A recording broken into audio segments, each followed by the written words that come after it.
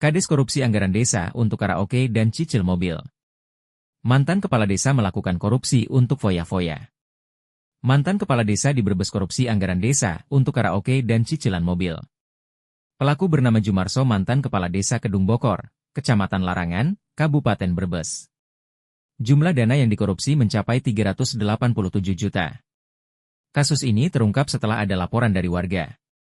Jumarso dalam pengakuannya di depan polisi, Jumarso mengatakan, uang itu ia gunakan untuk cicilan mobil dan hiburan karaoke. Kasus Jumarso itu terungkap usai warga melaporkan kecurigaan atas pengelolaan alokasi dana desa tahun anggaran 2022. Setelah diselidiki dan dilakukan audit, Jumarso diduga menyelewengkan dana tersebut untuk kepentingan pribadi. Selain itu, polisi juga menemukan bahwa pajak dana desa senilai 49,8 juta tidak disetorkan. Lalu realisasi kegiatan dana desa sebesar 108,4 juta tidak sesuai APBDes. Proyek pembangunan jalan usaha tani senilai 166 juta tidak selesai. Anggaran pemeliharaan sarana perkantoran sebesar 20,6 juta tidak terrealisasi. Akibat tindak pidana korupsi ini, total kerugian negara mencapai 407 juta. Namun, setelah pengembalian dana sebesar 20 juta oleh Aliansi Masyarakat Desa Kedung Bokor, sisa kerugian mencapai 387 juta.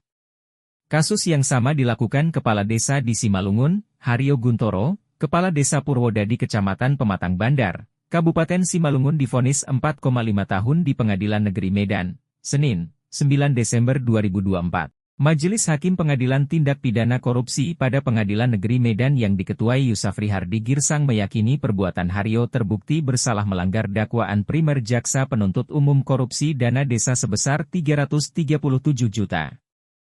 Hukuman yang dijatuhkan hakim lebih ringan daripada tuntutan Jaksa Penuntut Umum yang sebelumnya menuntut Haryo 5 tahun dan 6 bulan penjara dan denda sebesar 200 juta subsidiar 3 bulan kurungan. Selain penjara, hakim juga menghukum Haryo membayar denda sebesar 100 juta, dengan ketentuan apabila denda tidak dibayar, maka diganti dengan pidana kurungan selama 2 bulan.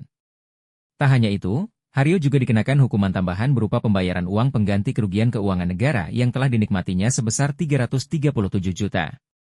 Namun, apabila tidak mempunyai harta benda yang cukup untuk menutupi uang pengganti, maka diganti dengan pidana penjara selama 2 tahun 6 bulan.